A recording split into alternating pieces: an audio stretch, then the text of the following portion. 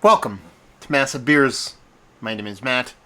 We do the beer stuff here, and one of the things we've been doing lately is mix packs. You know, mix packs have like a kind of weird place in my heart, in that sometimes they suck. More specifically, when like a brewery takes a boutique-y coveted beer and puts it in a mix pack, and you have to buy the whole mix pack. Looking at you, Sam Adams, when they used to do that with Chocolate Bach all the time. Lucky enough, I live near Wegmans, and they break those things out and put them in singles, so I kind of found a workaround for that. But then there's some breweries that just, their whole core ethos makes sense when it comes to mix packs, because they're all about chuggers. They're all about living that best life. That's what we're doing today, son. We're diving in to Fest with the best from Jack's Abbey Craft Lagers. Yeah, Jack's Abbey mix packs are probably one of the more rotated mix packs for me, like especially if I'm gonna have, like, I buy something like this for myself just to kind of keep in the fridge as like a work beer, or just kind of a chugger beer. Their stuff is usually also a go-to for me if I'm gonna go to a party and I want to bring some beer. You roll up to a party with this, you're kind of a hero, you know what I mean, because you're bringing good beer. So I saw this on the shelf, I picked it up. I actually have another mix pack I'm going to do. I bought that like a week ago, and I saw this. I'm doing this one first because I'm not excited to dive into these beers. Some of them I had, some of them I haven't, so we'll see what's what. So you got 4 beers in here. There's 12 beers in this thing total. We have the Munich Fest, the Copper Legend, Post Shift, and House Lager. I believe I've reviewed Post Shift. I might have reviewed Copper Legend. Don't think I've done House Lager, and I've never had Munich Fest. Yeah, this is actually, it's fun because I looked for a date before I buy this, and I couldn't find it. And lo and behold, there it is. It was packaged 7/27. Today is 9/4. This is going to be fine. And that's that. The only thing we got to talk about price, which I want to say this was like $11. Oh my god, it might have been cheaper than that. $11, I think. You can't go wrong. $11 for this. Anyway, we're going to drink them in this order. Why? Because it's the order I want to drink them in. So, yeah, what do we have going on here? We have their House Lager. They don't talk about ton of stuff. The decoction mash, painstakingly perfected golden lager with the finest imported malts and hops. Yeah, I'm down with it. The Pilsner is a decoction mash Pils. This Pils is the perfect reward after a shift in incredible crisp cracker, malt nose, and beautifully dense foam. Yeah. Bavarian style, son. Copper Legend is a decoction mash beer. It is Oktoberfest is the world's most legendary beer festival, and this deserves legendary beer. And this is their ode to that, the Copper Legend and the Fest beer. One of my favorite styles of beer. It's a double decoction mash, so I'm really curious about the mouthfeel differences on these. When it's time to feast, count us in. This golden unfiltered lager offers delicious contrast to the amber beers of the season. So we're talking about, what do we got here? We got 5.4%. We have 5.7%. I might rotate those. 4.7. 5.2. We're going to do it that way. We're going to do it the way, we're just going to go ABV in this one. I think that'll work. Flavor-wise, I like Jack's Abbey. They used to have a bit of variance to what they did, but now they've become quite a bit bigger. They've shifted to a more uniform model, so literally everything they do is exactly the same except for the verbiage and the coloration and all that kind of stuff. So it's called branding. It works. There's a reason why people do it. So let's see how this shows and proves. Yeah, we are on the cusp of Fest season. Actually, no, we didn't. It didn't start yet. I was going to be like, did Oktoberfest start? It is the 4th of September, so it should be a little over a week. It should start, my guess is. So we are pretty much par on course for timing here. So let's see. If I only had 4 hands and 4 arms, because if I had 4 hands and not 4 arms, that would be really weird.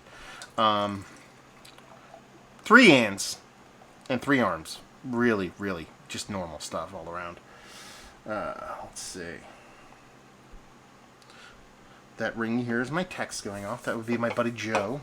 He used to work at River Horse Brewing, he used to work at Brotherton Brewing, and now he works at Levante Brewing. He's having some computer problems, so you'd have to wait, Joe, in the middle of doing a review. So hopefully he watches this. That's 2 down. Let's dive on to these next 2 here. Give him a pour. Oh boy, tis the season, man. These are kind of like almost perfect weather-wise. Like today, it was brutally hot. Probably one of the more, at least felt like one of the hottest days we had of recent memory here.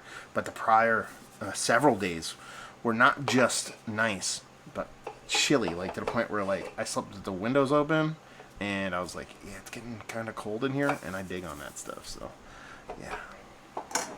So what do we have going on here? It looks the part of what you'd expect. You know what I mean? So across the board, you have very, very similar looks of what you'd expect from each one. You know what I mean? Pilsner, golden glow, straw in color. Stepping out to a house lager, touch darker. You have over here the Fest beer, which is spot on what you'd expect. Is somewhere in between your Pilsner and lager over here, or maybe similar to the lager, and then your Copper Legend coming off a little bit darker. It's kind of what you'd expect based off of what they were doing. So I'm going to dive out on the nose here.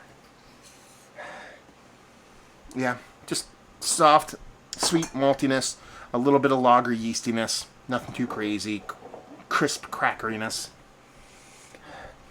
Okay, a little bit heftier here, a little bit almost like there's a touch of spicy to the house lager. Like it's almost like a pepperiness that you get from like almost like a Saison or something. Like very, very mild, but hitting next to each other, there is a soft difference to it, which is actually super freaking welcome. As for the Fest beer, yeah, malt kicks up a notch here. Nothing too crazy, but you get a little bit of like sweeter, more richer graininess from it, and from your Copper Legend. Okay. I thought it would be a little bit of a jump here in an equal to, if not greater, jump to here. These are very similar as far as noses go. At least the malt comes off a little bit more like richer, a little bit more chewier, kind of a little bit more sweeter kind of maltiness, nothing too crazy. Pilsner it is. Cheers, y'all.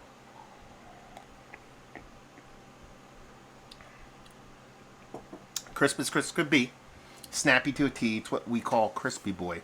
Definition, Merriam-Webster in the BJCP book of Crispy Boy. But this really cool kind of punch of bittering on it that I didn't expect. I had it a bunch of times, don't remember that being there. Nice sweet malts. Nothing too heavy-handed malt-wise, but you know it's definitely there. And then just this nice punch of this bitterness on there. Very much old school. Actually, it comes off a little Americanized hop, a little sea cascade-like. That's how the punch kind of comes off. But still in line with traditional, kind of almost like Czech-like as opposed to Bavarian. So if that's the case, then I'd say maybe a little bit out of line. I wanted to put the lager first, and I switched it. I should have kept it that way. Because I feel like I'm getting a bittering here, but I feel it's a residual from the Pilsner.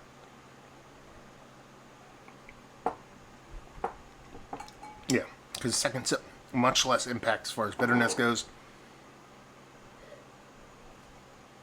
A little bit less crispy, still crispy status, but definitely not as spot on super crispy over here. A little bit softer mouthfeel, still crispy level.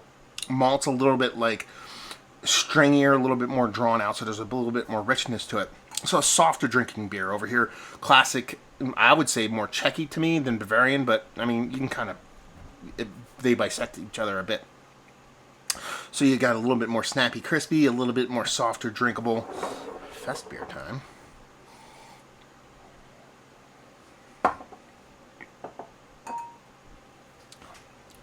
Yeah.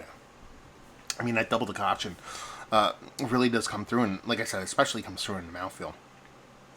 The grains here, it's not so much that it's a maltier beer, and then say lager here, because I think they're about generically close to each other as far as malt bill. There's just a richness to it.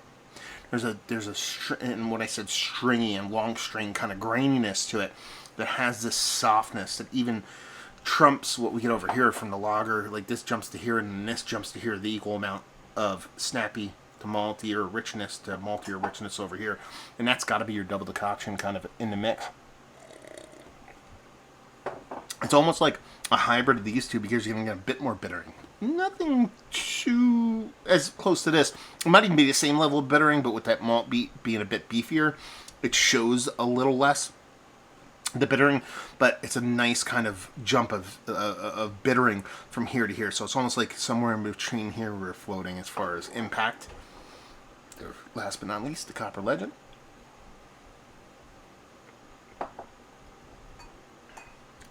Okay, see, this is a really cool, really cool mix pack. Because I think you're dabbling very much in the same genre. You are. They're talking about it. They're talking about fast beer, talking about German beer, talking about drinking beer. They're not trying to be crazy different across the board. It's very much this bittering and this bittering kind of go together. This maltiness and this maltiness kind of go together. But then these two are, like, they're all very interconnected and similar, but very much different. You know, because you have your ultra crispy, you have your lager with a softer mouthfeel, you have a much richer, much more drawn out malty experience here, and then it gets a bit more snappier towards the end with a bit more bittering, but has that beefier malt though that the lager has.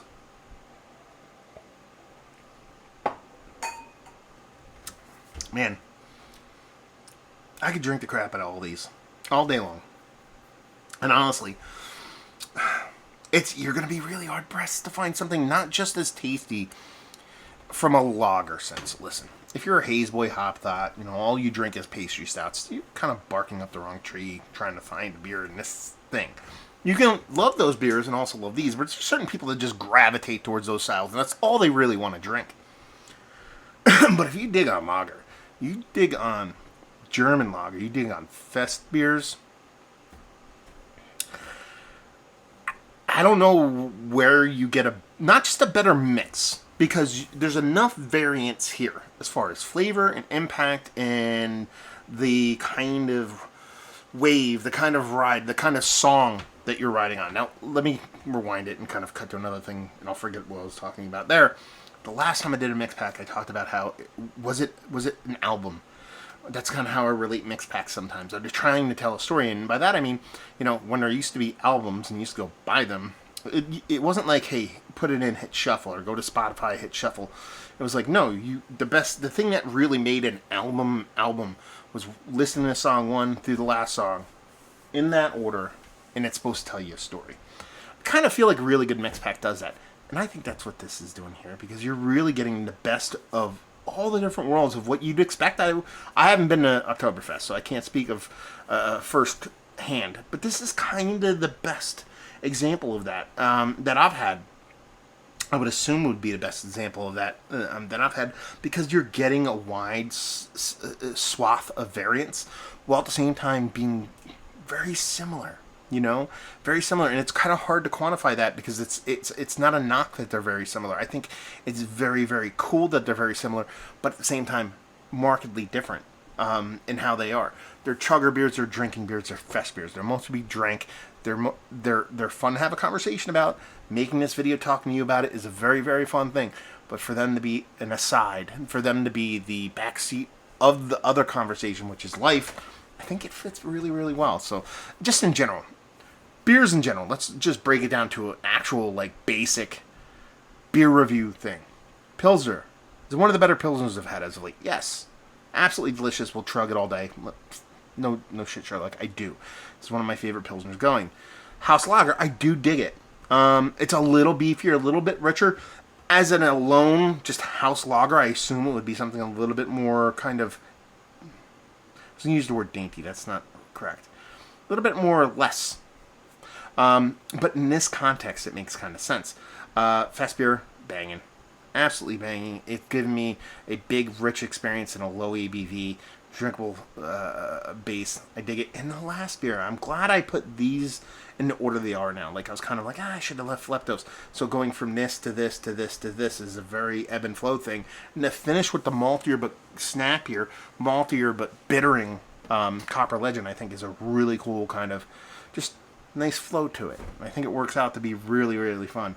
I mean, listen, going into this, I thought that I did these because Jack's Abbey is, you know, kind of king shit of fuck mountain when it comes to lagers, at least in the United States. You know, a lot of breweries kind of, more specifically, breweries are popping up nowadays, and they're very lager forward, whether they be, you know what I mean, Schilling or Notch, or, all these breweries that are kind of popping up and doing lager and doing their thing, and I appreciate it. These are the OGs, and not just the OGs, they were the OGs when it was not a thing. There's other breweries that didn't exist yet. These guys started from the get, to the point where I think I don't really see much. They have an offshoot or another separate sect of their brewery, Springdale. I haven't seen any Springdale beers in quite a long time. I wonder if they still exist. I'm gonna have to look into that. But yeah. Anyway, not only are they readily available for me, at least here in the northeastern United States, they're always really, really well done. And to put out a pack like this at the price point that I paid. Let me look up and see if I can find it at price point, because I kind of feel like I don't want to lie here. When it comes to this fest with the best Jack's Abbey. Fest with the best. Fest of both worlds. Fest with the best. That's what I wrote. Let's see what we got. Price. Because I want to say Total Wine. Total Wine has it for $17.49. I want to say I paid way less than it. It's worth $20 for a 4-pack, but I'm telling you right now. Well, I see here $16.59. I see $18.99. I see $16.99. I got it at a Wegmans, and they're known for being decently cheap. So maybe me saying $11-12 is a little bit out of normal for what this would be priced at. But at, let's say, 20 is kind of like, okay, I'm buying it, but 20, you're getting 2 sixers of lager. You kind of want it to be right around $10 max. A 6-pack would be great.